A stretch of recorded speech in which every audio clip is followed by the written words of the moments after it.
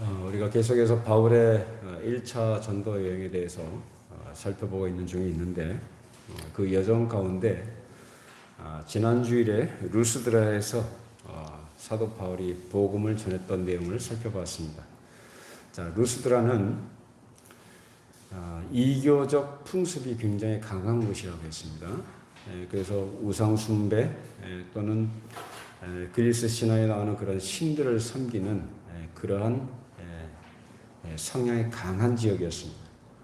그러다 보니까 거기서 그 사람들이 제우스라든지 그 허메네스라는 이런 두 신을 그들이 섬기고 있었는데 바울과 바나바가 그곳에 와서 복음을 전하면서 태어나면서부터 걷지 못했던 사람을 성령의 능력으로 일으키는 이런 놀라운 기적을 행하니까 이 사람들이 얼마나 놀랐겠습니까? 그래서 이전의 전설에 따라 내려왔던 자기들이 이렇게 믿고 있었던 제우스 허메네스가 내려와서 우리 앞에 나타났다. 이래서 이 두 사람을 신격화해서 이 사람들이 제사를 하려고 했는데 이 바나바와 바울이 그들 가운데 뛰어들어서 옷을 찢었다고 그랬어요.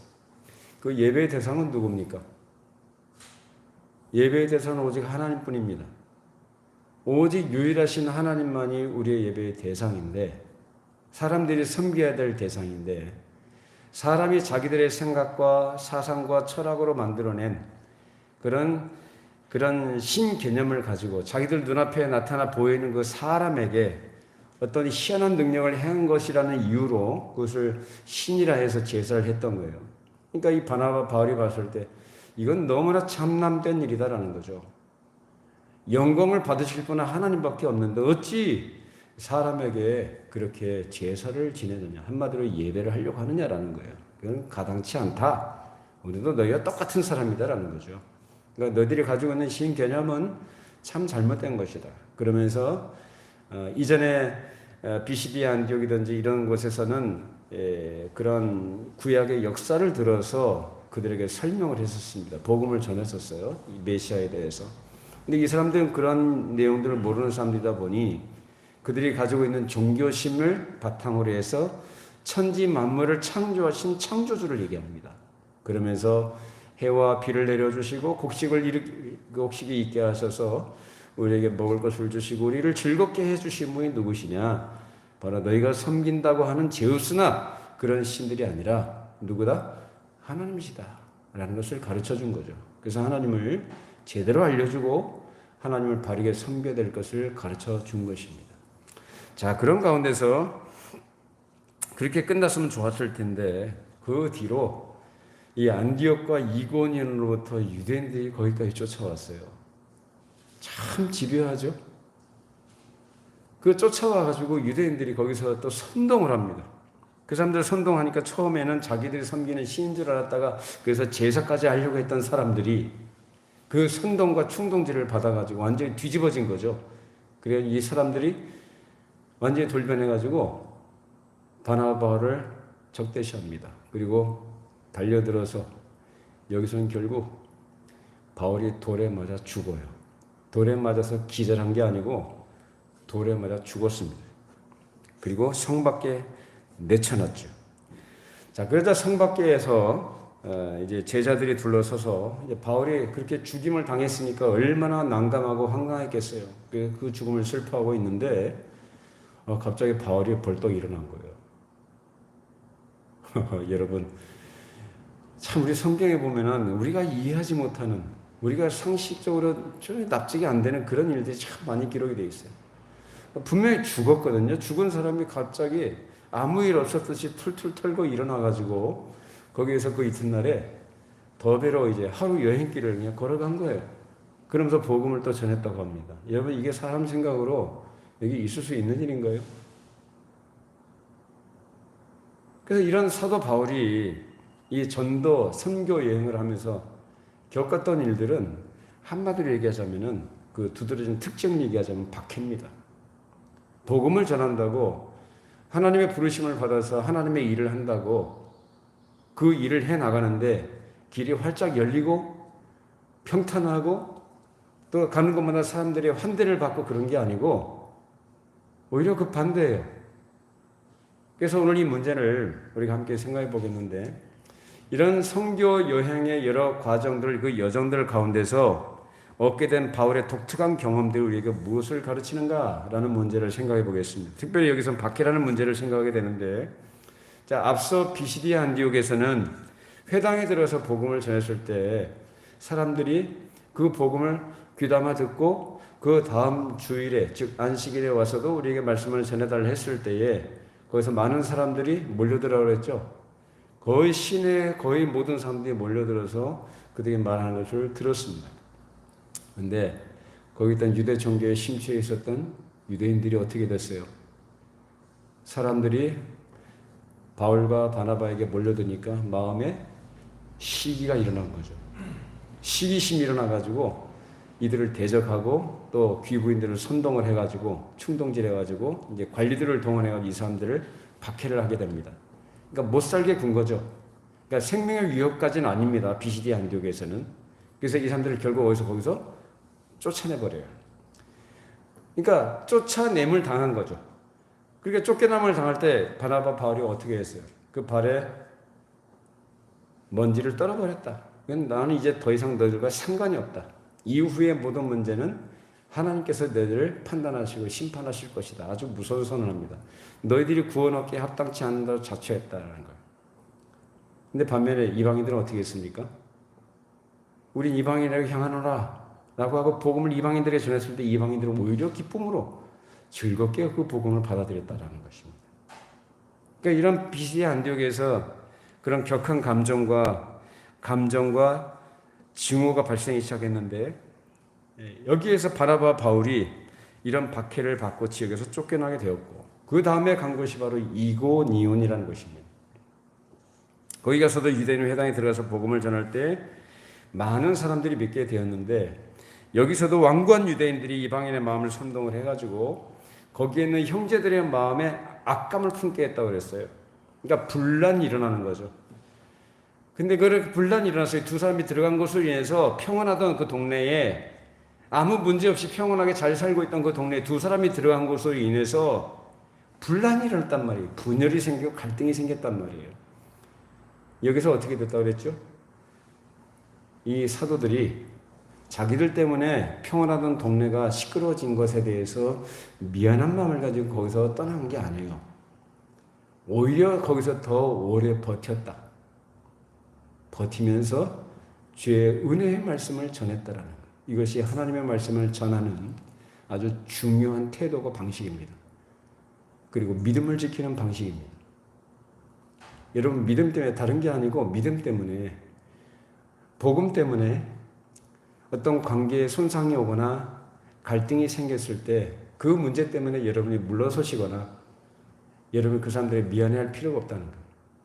그 자리를 꿋꿋이 지키고 거기서 주의 은혜의 말씀, 즉 복음을 꿋꿋하게 지키고 전해나가는 것이 굉장히 중요한 태도예요.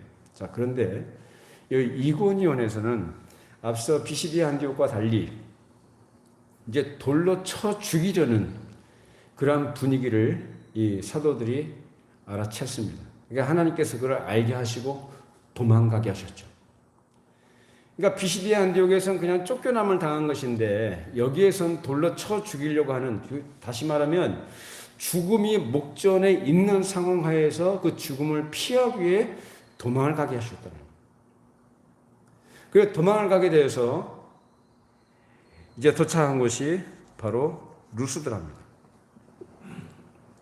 이 루스드라에 도착해서 여기서는 결국 돌에 맞아 죽습니다. 자, 이제까지 여러 경험의 양상을 보면은 비시디아 안디옥에선 바울이 그렇게 자기들을 비난하고 모욕하는 사람들을 피해서 잘 그들의 보존이 된 거예요. 별 큰, 그래서 생명의 위협을 받는 그런 상황은 아니었고 잘 보존이 된 것이죠. 그러고 나서 이고니온에서는 하나님께서 바나바와 바울로 하여금 거기서 돌로 치려고 하는 그런 분위기를 알게 하셔서 그곳에서 도망가게 하셨고, 이제 그 도착하신 이 루스드라라는 곳에서는 이 사람들이 그것은 돌에 맞게 됐다는 것입니다. 이 세 가지 양상을 보면서 우리가 생각해야 될 문제는 하나님이 인도하시는 방식이라는 것이 항상 같지 않다는 거예요. 상황에 따라서 다른 방식으로 나타난다는 거예요. 그래서 우리는 하나님의 인도하심이라는 걸 얘기할 때 항상 안전한 것, 평안한 것, 형통한 것이라고 생각하는 경향이 있죠. 근데 하나님의 인도하심이란 그렇게 우리가 한쪽으로만 우리의 생각에, 우리의 기대에 맞는 그런 방식으로 인도하신다는 생각을 하는 것은 그것은 하나만 생각하는 것입니다. 하나님께서 사람을 인도하실 때는 여러 가지 방식으로 인도해 가십니다. 앞서 말씀드린 것처럼 비시디 안디옥에서는 쫓겨나는 그런 방식으로, 또 이고니온에서는 어떻게 해요? 도망가도록 하시는 방식으로, 그리고 루스드라에서는 어떻게 해요? 돌에 맞아 죽게 되는 방식으로. 여러분 생각할 때 돌에 맞아 죽는 게 그 인도하심일까요? 우리는 이게 인도하심이라고 생각하지 않죠. 돌에 맞아 죽는 게, 그죠? 쉽게 그냥 하나님의 뜻이다라고 이렇게 얘기는 그렇게 할 수 있겠지만은 아마 그걸 인도하심이라는 생각을 하지 못할 거예요. 그러나 동일하신 하나님께서 동일하신 목표를 향해, 즉 거룩한 복음의 전파라는 같은 사역을 수행하도록 하시기 위해서 인도하시는 방법으로 이런 방법을 쓰셨다는 것을 우리가 여기서 생각해 볼 수 있는 것입니다. 먼저 생각할 것은 어떤 경우에서든지 결국 하나님께서는 저버리신 것이 아니라 그들을 돌보신 것. 하나님의 사람들, 하나님의 백성들을 하나님은 언제나 저버리지 아니하시고 돌보신다. 돌로 안 만진 것만 돌아보신 것이 아니라 돌로 맞은 일에서도 돌아보셨다는 사실을 우리가 알아야 됩니다. 그래서 하나님의 돌아보심이라는 것은 위험을 면하게 하셨다든지 또는 큰일 날 뻔했는데 큰일 나지 않도록 하셨다는 데만 있는 것이 아니고, 즉 우리가 건강하고 평안할 때에만 하나님께서 돌아보셨다는 게 아니라 때로는 병이 날 수도 있는 것이고, 어떤 불치병, 암이나 이런 것들을 걸릴 수 있는 것이고, 그런가 나서 절망적이고 도무지 희망이 없어 보이는 가운데서도 하나님께서는 돌아보신다, 함께 하신다라는 것. 제가 좋아하는 찬송 중에서 아까 불렀던 우리 예배 전에 407장 찬송 있죠. 찬송을 제가 참 좋아하는데 거기서 계속 반복해서 강조하고 고백하는 내용이 뭐냐면 언제나 나와 함께 하시네, 언제나 나를 생각하시네, 언제나 나와 함께 하시네. 언제나입니다. 언제나. 괴로울 때나 슬플 때나, 좋은 상황이나 좋지 않은 상황이나, 희망이 있어 보이는 상황이든지 희망이 전혀 없어 보이는 상황이든지 언제나 내가 약할 때든지 강할 때든지, 내 마음이 기쁠 때든지 슬플 때든지, 내 마음이 우울할 때든지, 심지어 내가 죄 가운데 있을 때에도 하나님은 나를 생각하시고 나와 함께 하신다. 믿으십니까? 우리는 오늘 말씀에서 그거를 지금 함께 생각해 보는 겁니다.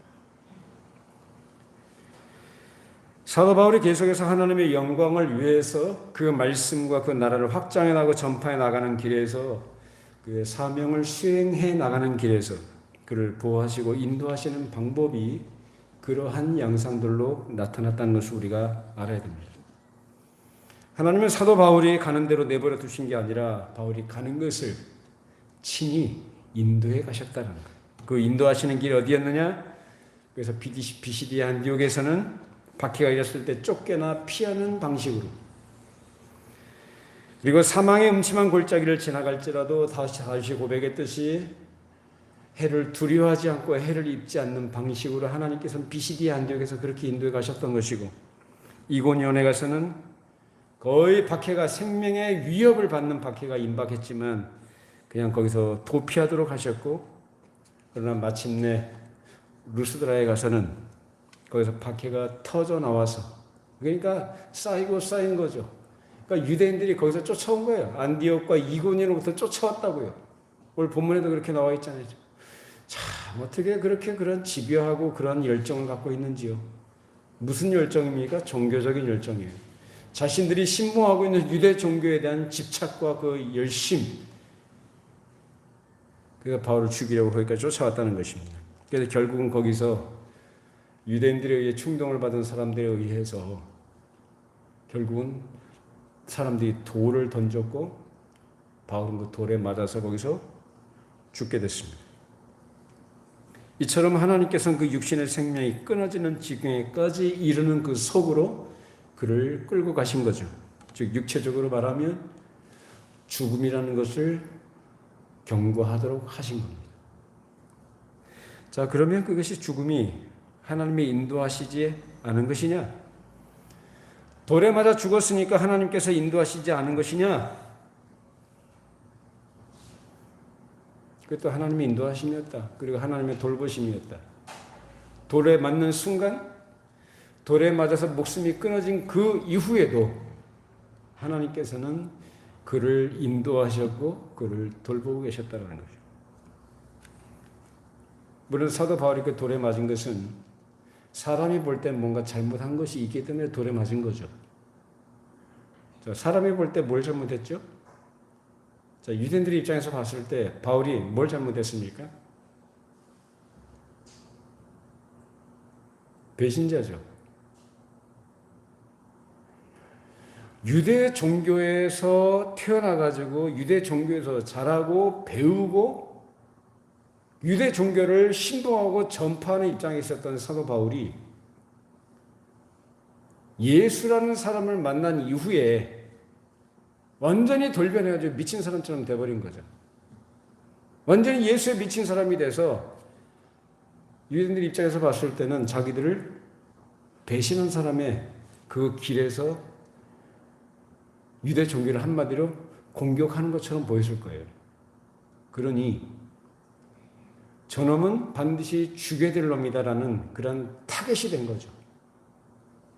그러니까 가는 곳마다 박해를 받았을 뿐만 아니라 안디옥하고 이고니로부터 사람들이 유대인들이 거기까지 쫓아와가지고 바울을 공격하고 결국은 죽인 것입니다.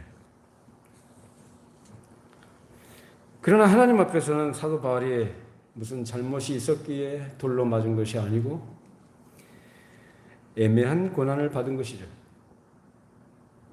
그래서 이 고난이라는 주제는요, 사실 우리 그리스도인들에게 있어서는 가장 기본적인 주제예요. 저도 신대원 졸업할 때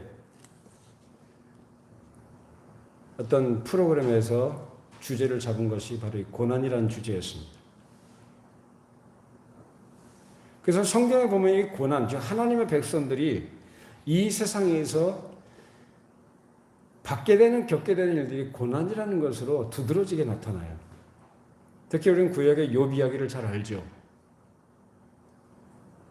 욥이 뭘 잘못했나요? 아마 오늘날 이 시대에도 욥이라는 사람만큼 그렇게 경건하게 하나님을 경외하고 살아가는 사람들 그렇게 많지 않을 겁니다. 얼마나 철저하게 하나님 앞에서 신실하게 온 마음을 다해서 충성을 다하는 사람으로 살았습니까? 근데 욥이 어떻게 됐어요? 한 날에 자기 자식들이 다 죽임을 당하고 재산 다 날아가고 나중에 자기 몸에 종기까지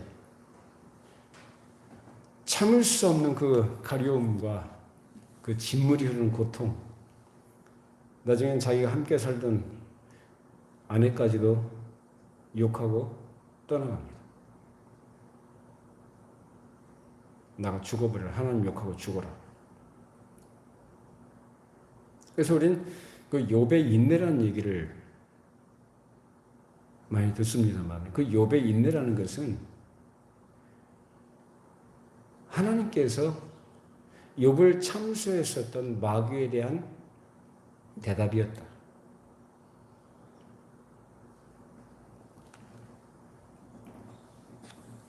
하나님께서 그 사랑하시는 자에게 선한 싸움을 싸우러 가실 때에는 이런 큰 전쟁의 와중을 지나가게 되는 것입니다. 그래서 전쟁이 진행되는 와중에 포탄도 날라오고 총알도 날라와요. 그러면은 포탄이나 총알이 그 군인을 피해갑니까? 어떤 경우에 맞기도 합니까? 맞기도 하죠. 폭탄을 맞기도 하고 파편을 맞기도 하고 어떤 경우에는 포탄이 피해가기도 하지만 어떤 경우에는 총알에 맞기도 하는 거예요. 바울은 지금 그런 전쟁의 와중에 있는 거죠. 그런 와중에서 나라는 적탄이 몸을 스치기도 하고 몸에 닿기도 하는 거예요. 몸에 맞기도 하는 거예요. 그래서 몸에 맞으니까 어떻게 된 거죠? 죽은 거죠. 목숨이 끊어진 거예요. 그런데 하나님께서 다시 일으키셔서 또 싸우게 만드시는 이것입니다. 그래서 사도 바울이 실제로 죽었다가 다시 살아난 것입니다. 그리고 이것은 기적이라는 것인데 우린 예수님께서 죽었던 사람들을 다시 일으키시는 그런 기적들, 죽었다가 살아난 사람들을 얘기하지만 사도 바울이 죽었다가 살아난 것에 대한 언급을 잘 안 해요. 왜냐? 아마 기절했을 것이다라고 생각하니까 그래요. 아니요. 기절한 게 아니라 실제 죽었다는 거예요. 근데 하나님께서 다시 살리셨다는 것은 이건 기적입니까? 기적이 아닙니까? 기적이죠. 앞서 저번에 말씀드린 것처럼 이 기적이라는 것은 눈에 보이는 이 땅에서 어떤 현상으로 나타나 보여지는 겁니다. 그러나 그 이전에 어디에서 일어난 일이라고 했습니까? 하나님 나라에서 일어난 일이다. 하나님 나라에서 일어난 일로서 사도 바울이 이 땅 위에서 다시 죽었다가 살아난 것으로 나타나 보이게 된 것입니다. 그래서 사도 바울이 죽었다가 다시 살아난 이 사실이 성경에 기록된 대로 그가 일어나가지고 바로 그 이튿날 루스드라로 다시 들어가요. 자기를 돌로 쳤던 그곳에 다시 담대하게 다시 들어가요. 들어가서 복음을 또 전했겠죠. 그리고 나서 더베로 또 하루 여행길을 걸어가면서 복음을 전했다라고 기록이 되어 있습니다. 이처럼 하나님께서 사도 바울을 일으키셨다, 다시 살리신 이것은 사도 바울에게 있어서는 굉장히 위대한 아주 놀라운 경험이었다는 것이죠. 그가 여기서 맛보는 것은 보통 사람들이 말하는 불행하고 고통스러운 환경이나 절망적인 환경이지만 하나님께서 그것을 인도하시면 들어가게 되는 것입니다. 우리는 흔히들 어떤 부정적인 상황이나 아무 소망이 없어 보이는 그런 처지에 놓이게 되면은 자기가 뭐 잘못 들어왔나 이렇게 생각을 해요. 자기가 들어오지 않아야 될 길을 들어온 것 아닌가 이런 생각을 하게 됩니다. 아니 그렇지 않습니다. 이런 그의 바울의 경험이 그에게 큰 교훈과 확신을 주었던 것은 이렇게 해서 그 남은 이제 사역의 기간 동안에 보다 더 견고한 믿음과 하나님을 의뢰하고 의지하는 그 믿음 안에서 그 사명을 감당하게 됩니다. 우린 바울이 겪은 어려움과 여러 고난의 풍부한 경험에 우리 자신을 비추어서 배워야 될 것이 있는데 우리가 생활하면서 사소한 여러 가지 일들을 많이 경험하게 되고 그를 겪습니다. 그러나 그런 가운데서 우리가 기대하는 것처럼 항상 햇빛이 비치거나 꽃길을 걸어가는 것은 아니다. 하나님의 인도하심이라는 것은 사람이 생각하고 기대하는 것만이 아니라 캄캄한 골짜기와 어두운 터널을 지나가는 그런 상황도 있습니다.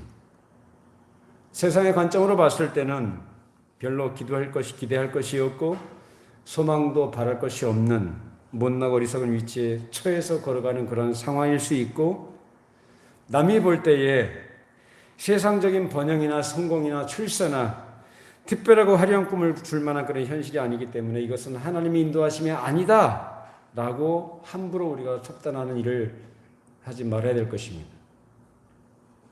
오히려 이 모든 일을 통해서 어떤 암울한 경우를 할지라도 부정적인 상황이라 할지라도 하나님께서는 지금도 나를 인도하고 계신다라고 믿어야 되는 것입니다. 우린 바울이 경험했던 그 모든 경험들이 그가 하나님을 바라고 의지하는 그 믿음 안에서 경험한 일이었음을. 그래서 믿음이라는 것은 믿습니다 해서 그 믿습니다라는 그런 말 한마디에 내 삶이 극적으로 변화되거나 내가 원하고 기대하는 소원이 성취되거나 세상에서 평가받을 만한 그런 일과 그런 환경 속에서 내가 살아가게 되거나 그런 것을 오해하지 말아야 돼요. 오히려 그 반대적인 상황이 많을 수도 있는 것이 우리 믿음의 길입니다. 우리가 잘 알고 있는 로마서 8장 28절 말씀이 있죠. 같이 함께 읽어보십시다. 우리가 알거니와 하나님을 사랑하는 자 곧 그의 뜻대로 부르심을 입은 자들에게는 모든 것이 합력하여 선을 이루느니. 하나님을 사랑하는 자예요. 굉장히 중요한 얘기입니다. 하나님을 사랑하지 않는 자가 아니라 하나님을 사랑하는 자. 여러분 하나님을 사랑하십니까? 하나님 사랑하셔요?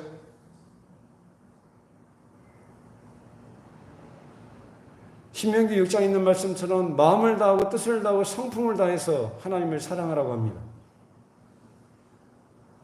이것이 우리 인생의 제일 첫 번째 본분이에요. 근데 사실 우리 모습을 보면은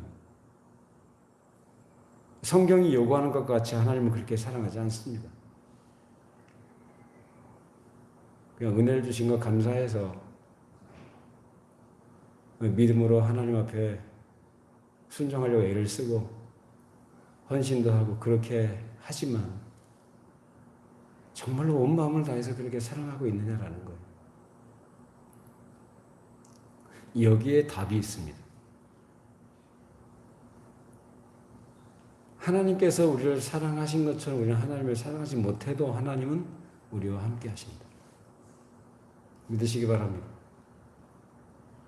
그래도 된다란 얘기가 아니라 우리의 약함이고 어쩌면 우리의 한계일 수 있어요. 그래서 하나님의 은혜를 더 깊이 경험할수록 그 은혜의 깊이만큼 하나님을 사랑하게 되는 것입니다. 내가 하나님을 그렇게 사랑하지 못하고 있다면 내가 하나님의 은혜를 더 깊이 그만큼 경험하지 못했다는 얘기예요. 근데 여기서 그렇게 얘기합니다. 지금 바울이 얘기하는 거예요. 하나님을 사랑하는 자, 곧 그 뜻대로 부르심을 입은 자들. 그러니까 하나님을 사랑하는 사람은 어떤 사람이야? 그 뜻대로 부르심을 입은 자들은 하나님을 사랑하는 사람들이에요. 모든 것이 합력하여 선을 이룬다라고 합니다. 모든 것입니다.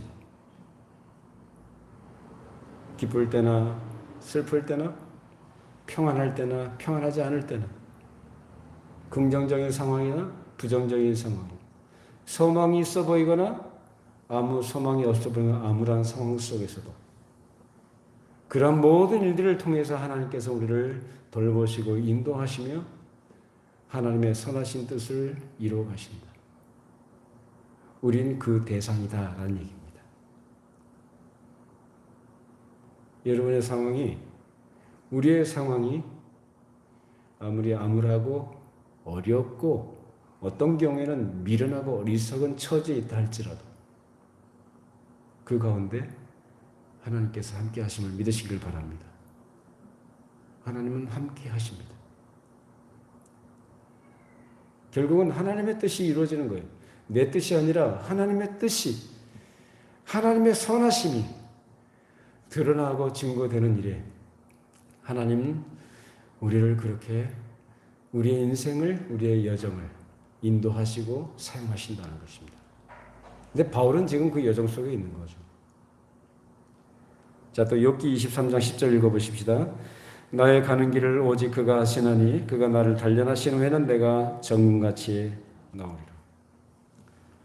욥은 몰라요. 그래서 답답해서 미칠 지경이었어요.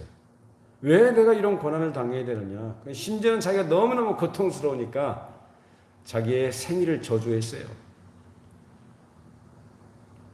그럼에도 불구하고 자기가 왜 고난을 당했는지 몰라요. 자기가 왜 이런 어려움 속에 처해 있는지, 이 극심한 고통을 겪어야 되는지는 몰라요. 그러면서 그가 하는 말이 뭡니까?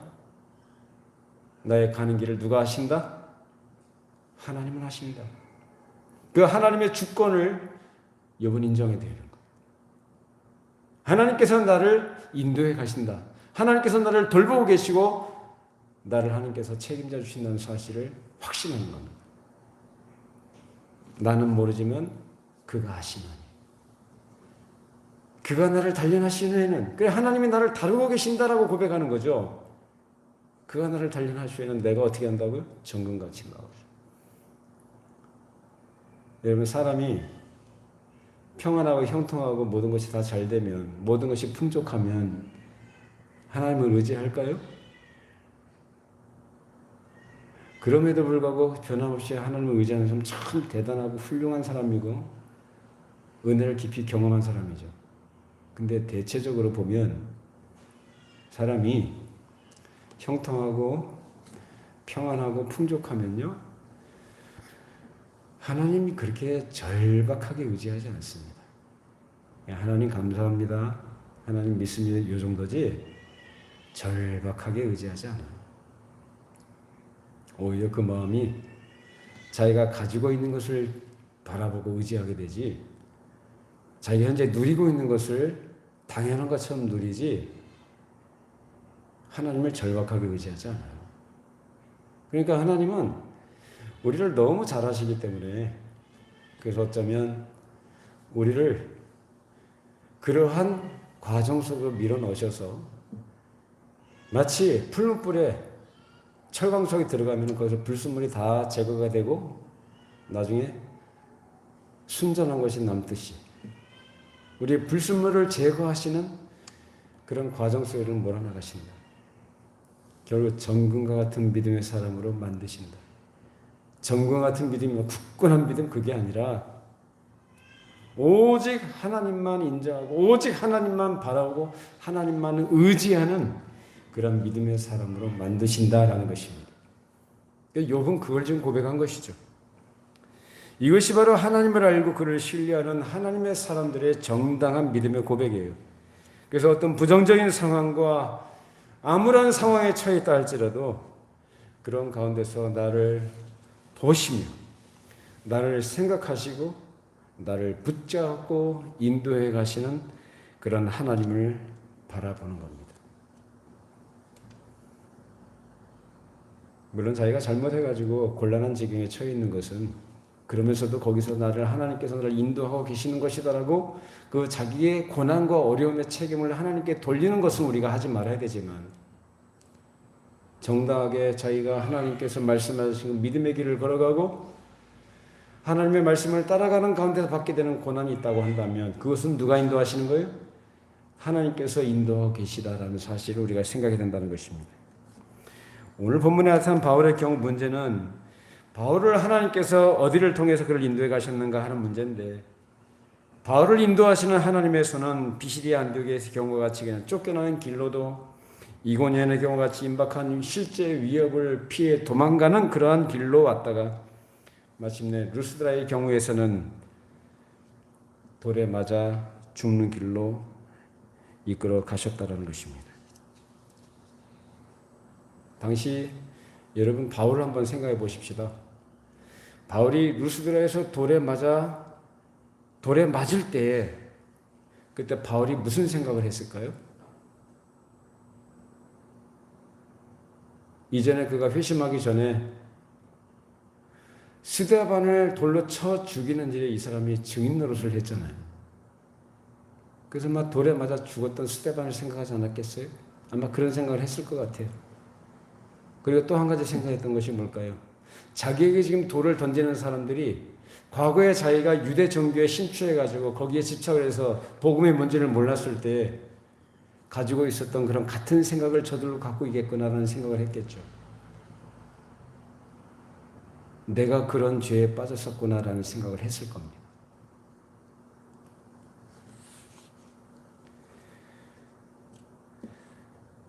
결국 돌에 맞아 죽어갔는데, 그렇게 사람이 볼 때는 바울이 돌에 맞아 죽어 쓰러졌지만 그런 가운데서 보이지 않는 것이 있었죠.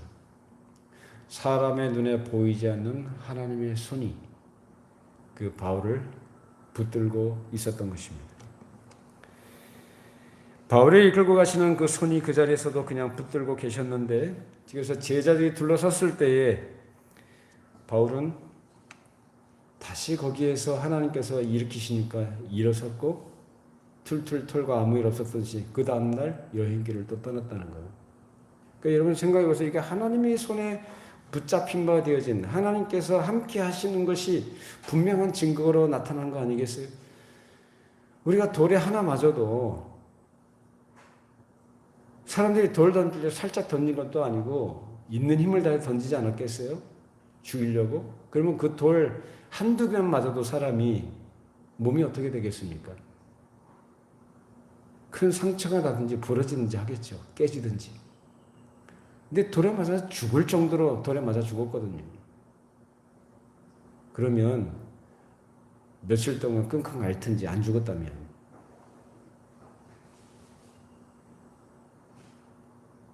다 나아야 일어날 거 아니겠어요. 근데 그 이튿날 일어났다니.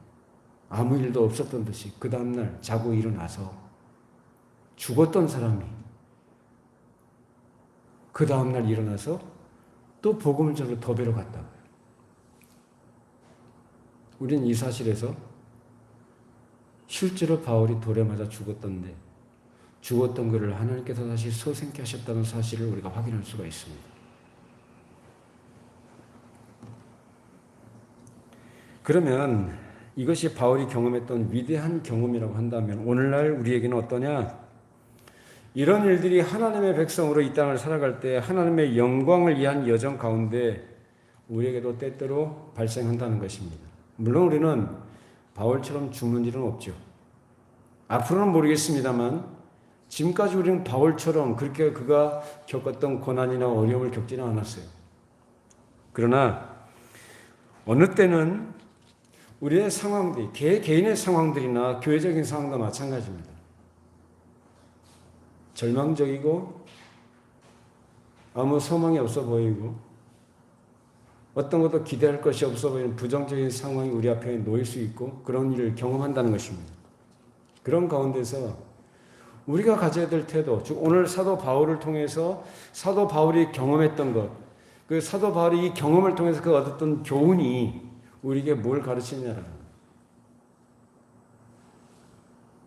그런 부정적인 상황, 암울한 미래가 보이지 않는 그런 상황 속에서도 전능하신 하나님의 손에 전부 다 맡기고 하나님께서 우리에게 주신 거룩한 목표를 분명히 해둔 가운데서 내가 죽을 때까지 이 길을 걸어간다라는 생각을 해야 된다는 거예요. 죽을 때까지. 죽을 때까지 이 길을 걸어갈 것이며 하나님께서 맡겨주신 일을 충실하게 끝까지 감당해 나가야 된다는 거예요.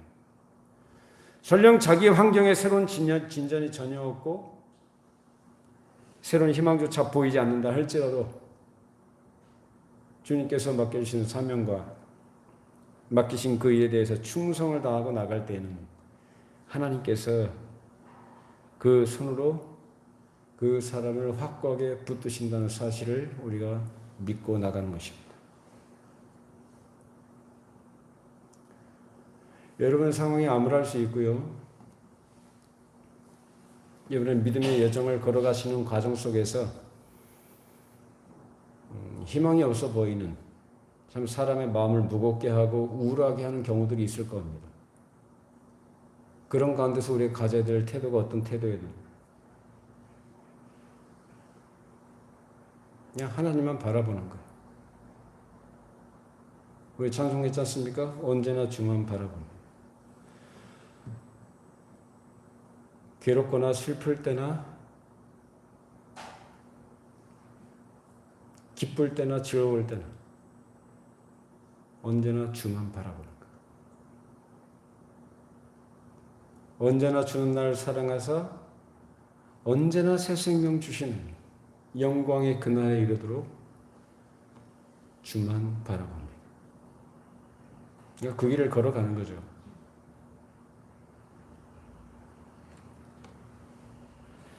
어떤 경우에 혹시 그 사람이 자기가 어떤 경우에 실수할 수도 있고 미련하게 행한 것 때문에 지혜가 없어서 어려운 환경에 빠졌다고 할지라도 그것은 지나간 과거의 문제고 그 사람이 지금 하나님을 바라보고 의지하고 있다면 그것은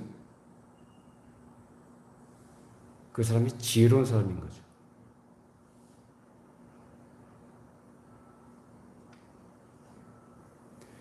하나님의 손이 그를 붙들고 그를 쓰셔서 그를 통해서 나타내시려고 하는 그 일을 이루시는 그날까지, 영광의 그날에 이르기까지 능히 지켜주시고 우리를 보존하신다는 사실을 우리가 확신해야 되는 것입니다.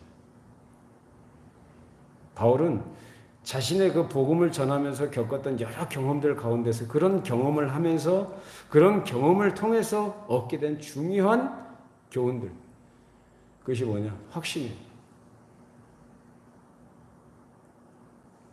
영광의 그날에 이르도록 주께서 나를 능히 지켜주신다.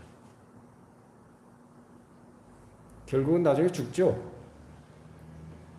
나중에 순교당합니다. 하나님을 믿고 신뢰하고 확신을 갖고 있는 사람을 하나님께서는 그런 장수, 만수무강하게 해주시 그런 얘기가 아니에요. 때가 되면 하나님 불러가신다. 그 사람 사명 다하면 그 전까지 하나님께서 이 땅에 있는 동안에 하나님의 손에 붙들려 사는 동안에 하나님께서는 그를 책임져 주시고 당신의 뜻을 나타내는 귀한 도구로 쓰신다. 그래서 사명 다하면 이제 하나님 불러가시겠죠. 불러가시면 그 영광의 날에 들어가는 거예요. 장차 우리에게 하나님께서 약속하신 그 영광의 나라가 우리에게 준비되어 있는 줄로 믿으시길 바랍니다. 우리는 그 나라에 들어갈 거예요. 그 나라를 바라보면서 우리 인생길을 살아가는 것입니다. 자, 디모데후서 1장 12절 말씀 읽어보십시다. 이로 말미암아 내가 또 이 고난을 받되 부끄러워하지 아니함은 내가 믿는 자를 내가 알고 또한 내가 위탁한 것을 그날까지 그가 능히 지키실 줄을 확신함이라. 자, 바울이 전도를 하고 복음을 전하면서 여러 가지 경험을 한 그 경험들 가운데 아주 중요한 경험 중 하나가 뭐냐면은 뭐 죽었다 다시 사는 것뿐만 아니라 이 루스드라에서 그의 믿음의 아들인 디모데를 얻게 되었다는 거예요. 여기서 디모데를 만나요. 그러면 디모데는 이 바울이 루스드라에서 돌에 맞아 죽었던 사실을 그 곁에서 지켜본 사람으로, 그 사실을 가장 가까이서 본 사람으로 바울 곁에 있는 거죠. 그러니까 디모데는 다 알고 있는 거예요. 루스드라에서 바울이 당한 일을. 그 놀라운 일을 디모데는 보고 들었겠죠. 그 디모데를 자신의 영적인 아들로 삼았던 이 바울이 그가 로마 감옥에 갇혀 있을 때에 그 믿음의 아들 디모데에게 쓴 편지 가운데 들어있는 말씀입니다. 여기서 바울이 얻은 경험을 통해서 할 수 있던 고백이 먼저 뭐라고 합니까? 내가 믿는 자를 내가 알고라고 합니다. 내가 믿는 자를 내가 알고. 이건 인격적인 알을 얘기하죠. 인격적인 알. 그리고 체험적이고 경험적인 알입니다. 내가 믿는 자를 내가 안다. 그러면서 어떤 고난 속에서도 결국은 누가 나를 붙들고 계시는가? 하나님이시더라는 거. 그래서 난 이 고난을 부끄러워하지 않는다. 또 한 가지, 나의 의탁한 것을 그분이 그날까지 능히 지키실 것을 나는 확신한다. 그래서 디모데에게 이 말을 하는 것입니다. 이 고백을 하는 거예요. 이 고백은 어디서 나온 겁니까? 그가 겪었던 죽음의 고통과 죽음을 통과한 그 경험을 통해서 갖게 되는 확신이에요. 아, 사명을 다하는 그날까지 하나님께서는 그 하나님의 사람을 부르신 그 사람을 죽도록 내버려두지 않으시는구나. 왜? 자기가 죽었었잖아요.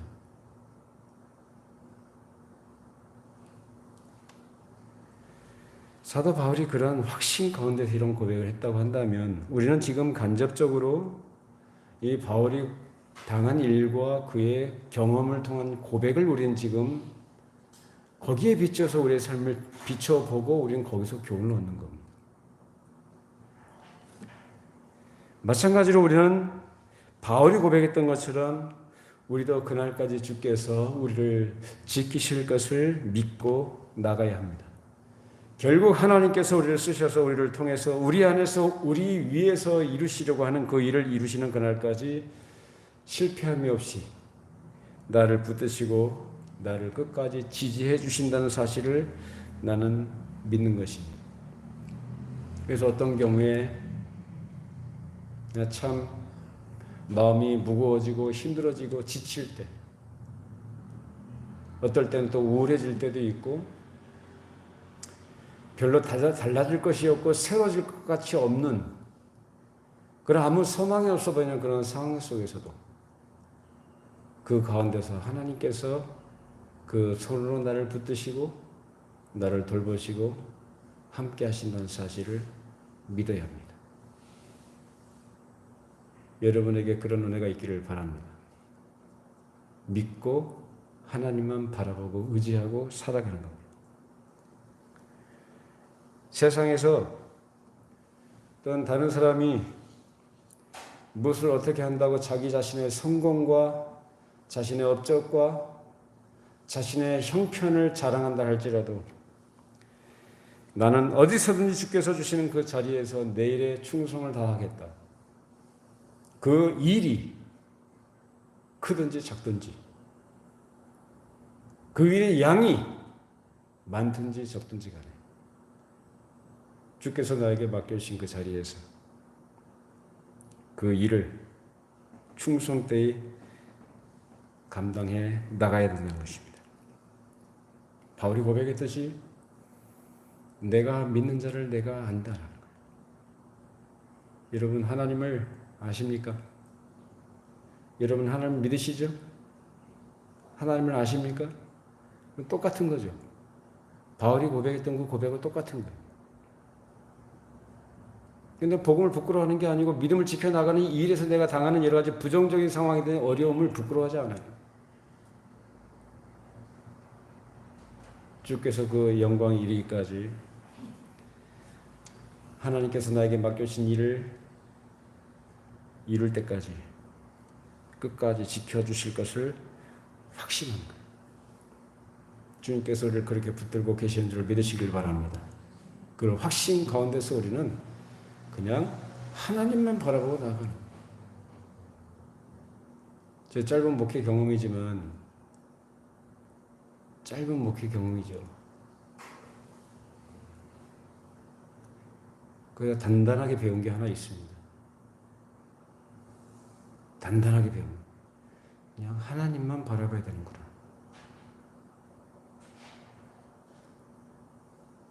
하나님만 의지해야 되는구나. 그리고 하나님 앞에서 순결하게 충성된 마음으로 살아야 되겠구나.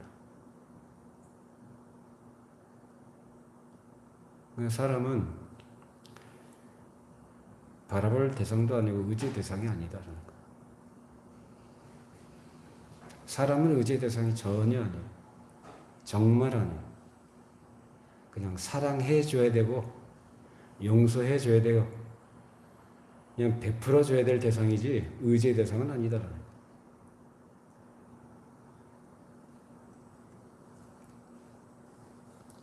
어떤 경우에도 사망의 음침한 골짜기 같은 경우를 할지라도 가장 절망적인 상황일지라도 거기서 주의 손이 나를 붙들고 계신다 라는 것을 내가 믿는다.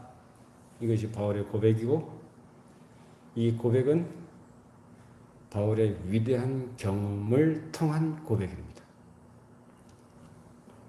이런 바울의 경험과 그 고백이 우리에게 가르쳐줍니다. 어떤 경우에 박해를 받든지 평안한 가운데서 늘 주께서 친히 우리를 주장하시고 같이 하신다는 사실이에요. 그래서 우리의 모든 경험이 결국 무엇을 가르쳐야 되느냐? 우리에게 아무 희망이 없고 아무 바랄 것이 없는 것 같은 절망적인 시간일지라도 중요한 것은 우리의 목표에 변동이 없고 우리가 가야 하는 길이 변동이 없고 우리가 하나님 앞에서 가져야 될 태도에 변함이 없다면 하나님께서 우리를 붙드시고 함께 하심을 경험하게 된다는 사실이에요. 이 사실 믿으시길 바랍니다. 그런 가운데서 우리가 하나님 앞에 태만함이 없이 거짓됨이 없이 나아갈 동안에는 바울이 고백했듯이 내가 믿는 자를 내가 알고 내가 의탁한 것을 이루시길 그날까지 능히 지키실 줄을 확신한다는 사실, 그것이 우리의 동일한 고백이 되는 것입니다. 비록 고난을 당해도 어려움 가운데 있다 할지라도 세상에서 볼 때 평가받지 못하는 그런 상황에 있다 할지라도 그것을 내가 부끄러워하지 않는다. 이것이 우리의 가장 중요한 경험과 그 경험의 고백으로 우리의 생활 가운데 하나님 앞에 고백할 수 있기를 바랍니다. 우리의 남은 생애 가운데 우리의 시간들 가운데 지금까지 인도하시고 우리를 붙드시는 그 하나님께서 변함없이 오히려 더 하나님 앞에 우리가 신실하게 하나님을 믿고 나아갈 때 이전에 경험하지 못했던 하나님의 일하심을 경험하게 될 줄로 믿으시기를 바랍니다. 우리의 삶이 그래서 하나님의 손 안에 있기 때문에 안전한 것이고 평안할 것이며 주께서 우리를 통해서 이루시는 그 일을 이루실 때까지 우리를 책임져 주실 줄로 믿으시기를 바랍니다. 기도하시겠습니다. 걸어가신 하나님 아버지, 사도 바울이 주께서 맡겨주신 사명의 길을 걸어가며 겪었던 여러 경험들 가운데 오늘 그가 당했던 죽음의 경과를 통해 그가 고백하게 된 내용을 우리가 함께 생각해 보았습니다. 지금 우리가 절망적인 상황이든지 희망적인 상황이든지 기쁠 때든지 슬플 때든지 그런 가운데서도 언제나 하나님 앞에서 주께서 맡겨주신 본분과 사명을 흔들림 없이 충성된 마음으로 지켜나가게 해주시고 그런 가운데서 함께 하시는 하나님의 손길이 우리 가운데 경험될 수 있도록 복을 내려 주시옵소서. 우리 성도들의 삶을 또 우리 인생의 신앙의 여정들을 주께서 친히 간섭하시고 인도해 가심을 언제나 확신하는 가운데 하나님께 우리의 모든 문제를 맡겨드리고 주의 말씀의 교훈과 가르침을 따라 믿음의 길을 걸어가는 지혜롭고 충성된 종들이 되게 하여 주시옵소서. 예수님의 이름으로 기도합니다. 아멘. 자리에서 일어나시겠습니다. 635장 찬송드리겠습니다.